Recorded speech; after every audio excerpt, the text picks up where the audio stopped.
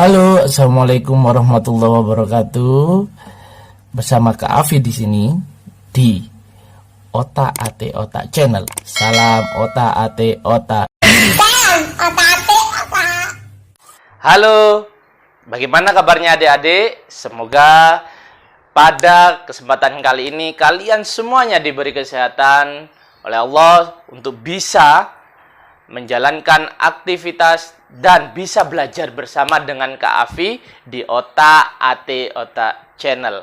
Oke adik-adik, pada kesempatan kali ini Kak Afi akan menjelaskan kalian tentang tema 1 di kelas 6, yaitu selamatkan makhluk hidup. Di subtema 1, tumbuhan sahabatku, di pembelajaran yang pertama. Dan di pembelajaran yang pertama ini adik-adik, marilah kita awali pembelajaran di kesempatan kali ini. Kita berdoa bersama-sama supaya apa yang kita pelajari pada kesempatan kali ini bisa menjadi ilmu yang bermanfaat dan bisa juga kita amalkan dan kita aplikasikan dalam kehidupan kita sehari-hari. Berdoa mulai.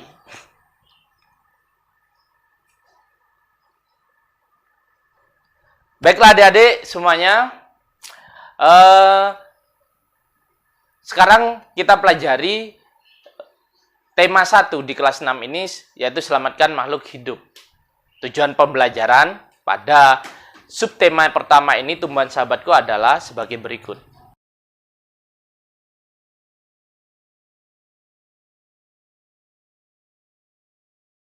Selanjutnya, hari ini marilah kita sama-sama perhatikan gambar yang ada di samping Kak Afi ini. Nah, apa yang kalian ketahui tentang tanaman di atas? Apa manfaatnya dalam kehidupan kalian sehari-hari? Selanjutnya, apa yang ingin kalian ketahui tentang tumbuhan sebagai sumber makanan? Baiklah, kita simpulkan sama-sama adik-adik. Yang pertama, hewan dan manusia memperoleh manfaat dari tumbuhan yang ada di sekitar kita. Manfaat tumbuhan bagi kehidupan manusia antara lain sebagai sumber energi bagi manusia, sebagai sumber vitamin untuk menjaga kesehatan tubuh manusia, sebagai sumber oksigen untuk bernafas, pengikat air di tanah, dan peneduh memperindah kehidupan yang ada di bumi ini. Sedangkan manfaat tumbuhan bagi hewan yaitu untuk sumber energi bagi hewan. Karena hewan juga akan memakan tumbuhan yang ada di sekitarnya. Tumbuhan merupakan sumber kehidupan bagi manusia dan hewan. Tumbuhan adalah produsen, penghasil cadangan makanan, dan sumber oksigen untuk bernafas dan melindungi bumi dari sengatan sinar matahari. Dan adapun adik-adik, jika tidak ada tumbuhan, maka manusia dan hewan tidak akan memiliki sumber makanan dan bumi pun akan gersang sehingga kehidupan akan berakhir. Maka mari kita selalu melestarikan tumbuhan-tumbuhan yang ada di lingkungan kita. Supaya apa? Supaya tidak terjadi kegersangan dan ekosistem bisa berjalan lancar seperti biasanya. Nah, sekarang kita masuk ke subtema pertama, yaitu tumbuhan sahabatku. Oke adik-adik, pada muatan yang pertama adalah bahasa Indonesia KD 3.1 dan 4.1, yaitu pengertian teks laporan hasil pengamatan. Apa itu teks laporan? Teks laporan adalah teks yang berisi informasi berdasarkan pengamatan yang sudah dilakukan. Teks laporan hasil pengamatan berisi yang pertama, informasi umum. Jadi, teks laporan hasil pengamatan itu isinya informasinya umum. Yang kedua, kumpulan fakta-fakta yang ada di lapangan. Yang ketiga ada simpulan. Nah, teks laporan juga terdapat ide pokok adik-adik. Maka kita pelajari hari ini tentang ide pokok. Ini ada contoh teks yang harus kita baca. Selain nasi dan jagung sebagai makanan pokok masyarakat Indonesia, terdapat pula singkong. Singkong termasuk tanaman umbi-umbian. Pada tanaman singkong, bagian yang dijadikan makanan pokok adalah umbi akarnya. Lah, ini adalah sebuah teks Dan ide pokoknya pada paragraf tersebut adalah singkong sebagai salah satu makanan pokok masyarakat Indonesia. Jadi dari teks itu kita ambil ide pokoknya, dan ide pokoknya adalah singkong sebagai salah satu makanan pokok masyarakat Indonesia. Itu adalah ide pokok adik-adik. Nah, perhatikan juga teks di bawah ini. Mari kalian baca sama.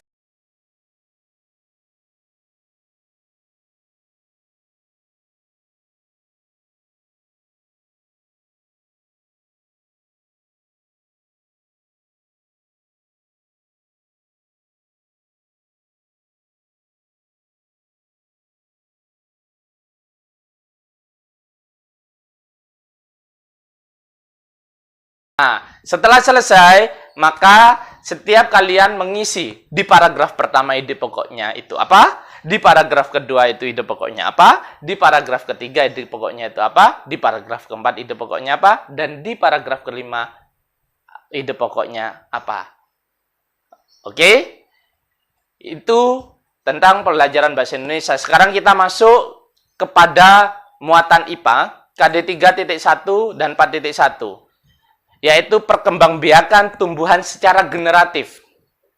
Adik-adikku semuanya yang ada di rumah, perkembangbiakan tumbuhan sebenarnya ada dua cara. Yang pertama adalah generatif, yang kedua adalah vegetatif. Namun di pembelajaran kali ini kita belajar perkembangbiakan tumbuhan secara generatif. Perkembangbiakan tumbuhan secara generatif adalah perkembangbiakan yang terjadi melalui peleburan sel kelamin jantan dan sel kelamin betina. Alat perkembangbiakan tumbuhan adalah bunga. Bunga memiliki benang sari, alat kelamin jantan, dan putik, alat kelamin betina. Marilah kita mengenal bagian-bagian bunga. Pertama, di bagian bunga itu ada mahkota. Ada kepala sari, ada benang sari, ada kepala putik, ada pangkal putik, ada kelopak, ada dasar bunga, ada bakal biji, dan tangkai bunga.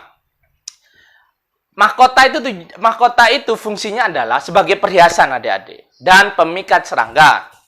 Sedangkan benang sari adalah organ produksi sel jantannya. Dan kepala putik adalah tempat melekatkan dan masuknya serbuk sari. Dan kelopak sendiri sebagai pelindung bunga yang masih kuncup, dan bakal biji adalah tempat terjadinya proses pembentukan biji-biji baru yang nantinya menjadi tumbuhan baru, dan tangkai bunga adalah penopang bunga. Adapun adik-adik, cara untuk proses perkembangbiakan generatif adalah sebagai berikut. Adik-adik, perkembangan generatif pada tumbuhan terjadi peristiwa penyerbukan, yaitu serbuk sari jatuh di kepala putik. Terjadi peristiwa pembuahan, yaitu serbuk sari, sel jantan, melebur dengan sel telur, sel betina, yaitu putik. Setelah itu, pembuahan menghasilkan zigot. Zigot tumbuhan menjadi embrio atau tunas tumbuhan baru. Dan biji berada di dalam tumbuhan. Biji yang ditanam akan tumbuh menjadi tumbuhan baru, dan tumbuhan baru ini akan menjadi tumbuhan dewasa. Tumbuhan dewasa berbunga dan menghasilkan biji kembali. Begitu seterusnya. Untuk selanjutnya, macam-macam penyerbukan sendiri ada banyak. Yang pertama ada penyerbukan sendiri. Penyerbukan sendiri adalah serbuk sari jatuh kepada kepala putik pada bunga yang sama. Sedangkan penyerbukan yang kedua adalah penyerbukan tetangga. Serbuk sari jatuh di kepala putik pada bunga yang masih satu tumbuhan.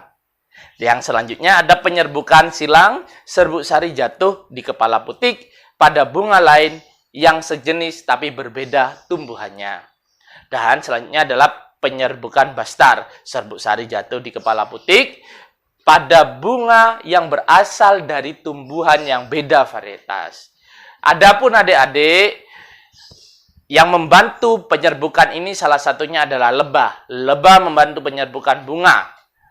Dan masih banyak lagi hewan-hewan yang membantu penyerbukan bunga. Adik-adik bisa tuliskan nanti di rumah adik-adik masing-masing. Selanjutnya, kita belajar tentang muatan IPS KD 3.1 dan 4.1, yaitu kondisi geografis dan kehidupan sosial budaya negara-negara Asia Tenggara. Negara-negara di Asia Tenggara ini adik-adik memiliki kondisi geografis yang sama, akan tetapi kesamaan geografis tersebut tidak menjamin kehidupan sosial budayanya pun sama. Oke adik-adik, oleh sebab itu maka dengan kebersamaan, dengan kondisi geografis yang sama, maka banyak negara-negara di Asia Tenggara ini mendirikan yang namanya ASEAN. Apa itu ASEAN? ASEAN adalah sebuah organisasi internasional yang beranggotakan negara-negara di kawasan Asia Tenggara. Negara-negara ini bersatu karena adanya persamaan, satu letak geografisnya sama dan kemiripan juga kepada budayanya. Kepentingan yang sama dalam menjalankan pertumbuhan ekonomi, sosial budaya, serta menjaga keamanan kawasan menjadi dasar pertimbangan para tokoh-tokoh dunia pendiri ASEAN.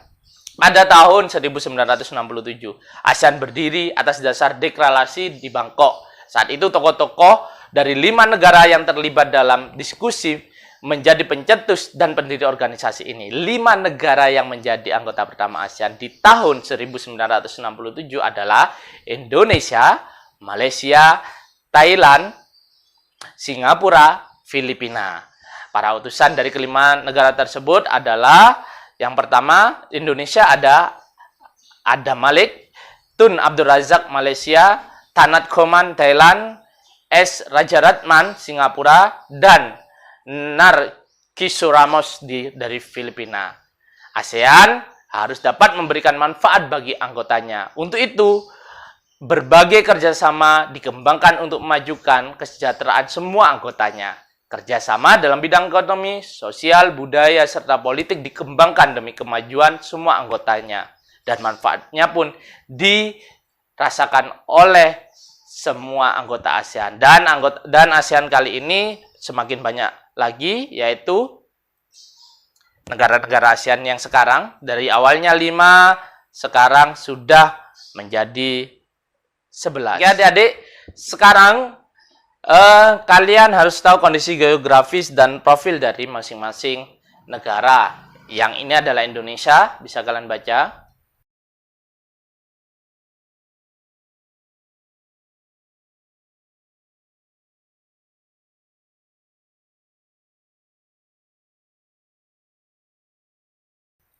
Sedangkan di Kamboja,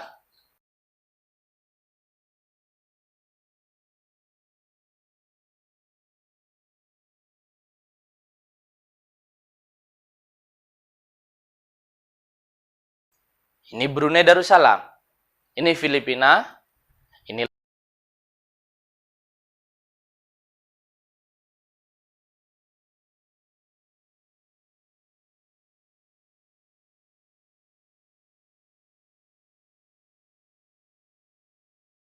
ini Laos, ini Malaysia,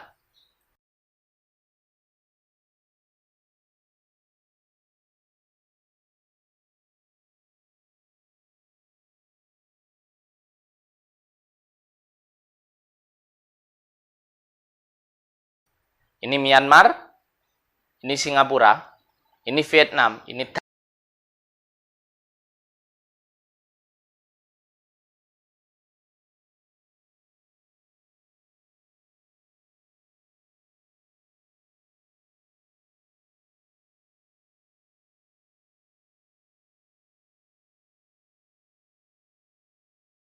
Thailand.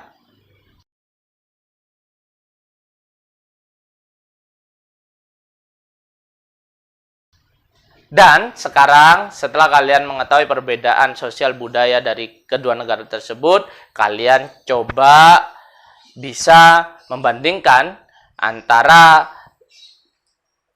perbedaan antara Indonesia dengan Malaysia dari budaya dan kedua negara tersebut. Terima kasih teman-teman, dan lupa tambah subscribe-nya.